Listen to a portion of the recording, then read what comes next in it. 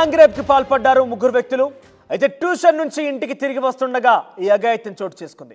10వ తరగతి చదువుతున్న విద్యార్థిని అయితే ఉదయం స్కూల్ ముగించుకున్న తర్వాత ట్యూషన్కి వెళ్ళింది. ఆ తర్వాత ట్యూషన్ నుంచి గురువారం రోజున సాయంత్రం ఇంటికి వస్తున్న నేపథ్యంలో బైక్ పై వచ్చినటువంటి ఒక ముగ్గురు వ్యక్తులు ఆ అమ్మాయిని ఎత్తుకెళ్లారు.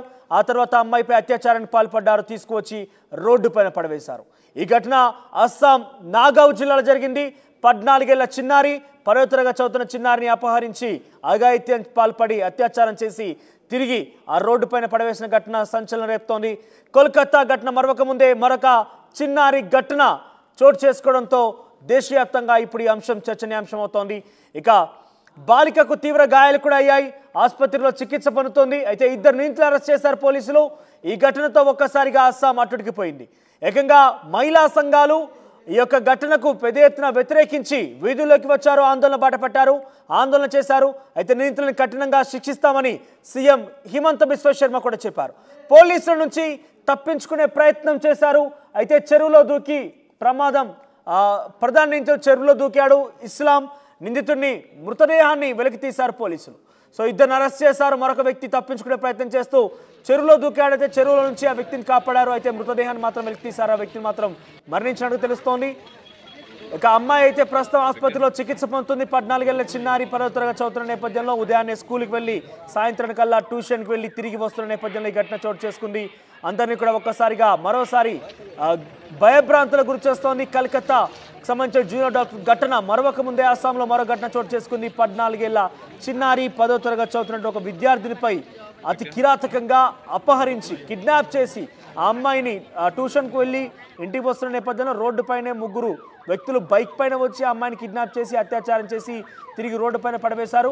అయితే పోలీసులకి ఆ నిందితులను గుర్తించి వారిని 2 పట్టుకున్నారు. అయితే మరొక ప్రధానమైన నిందితుడు అస్లాంని దొరకబట్టేందుకు ప్రయత్నం చేస్తున్న నేపథ్యంలో ఆయన చెరువులో దూకాడు. చెరువులో దూకే నేపథ్యంలో అక్కడే మృతి చెందాడు. వెలుగు తీశారు పోలీసులు మృతదేహాన్ని. ఆ తర్వాత ఆయన్ని కూడా ఆసుపత్రిలో ఇచ్చారు. సో ప్రస్తుతం ఈ ఘటన సంచలనం రేపుతోంది. అస్సాం నాగౌ జిల్లాలో జరిగింది ఈ ఘటన. కోల్కతా జూనియర్ డాక్టర్ ఘటనపై ఇప్పటికే సుప్రీంకోర్టు సుమోటోగా తీసుకుంది కేసుని. సిబిఐ కూడా ఎంక్వైరీ స్టార్ట్ చేసింది. సంజయ్ రాయ్ అరెస్ట్ చేశారు. లై డిటెక్టర్ టెస్ట్ కూడా చేసేందుకు సిద్ధమైంది. మరోవైపు సందీప్ ఘోష్తో పాటుగా మరొక 4 కూడా లై డిటెక్టర్ టెస్ట్ చేసేందుకు సిద్ధమవుతున్నారు పోలీసులు. సిబిఐ చాలా సీరియస్గా ఉంది. అటు సుప్రీంకోర్టు కూడా చాలా పెద్ద ఎత్తున సీరియస్గా ఉంది.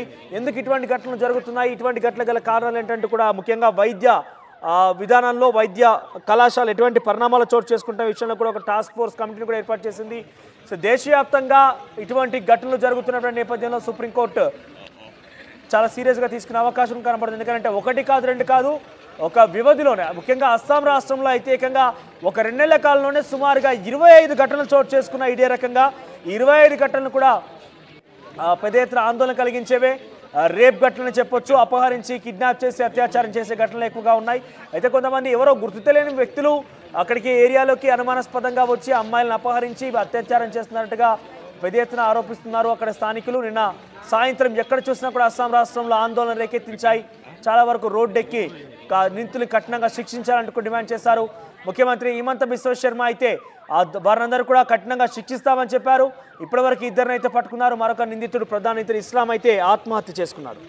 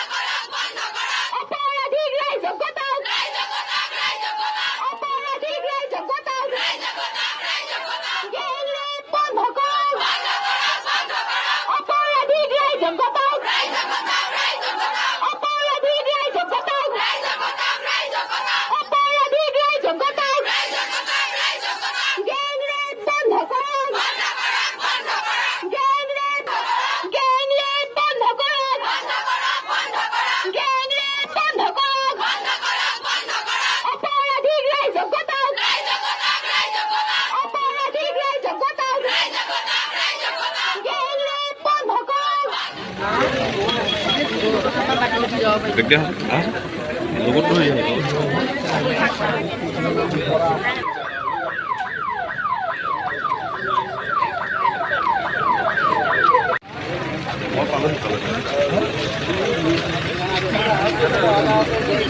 Oh.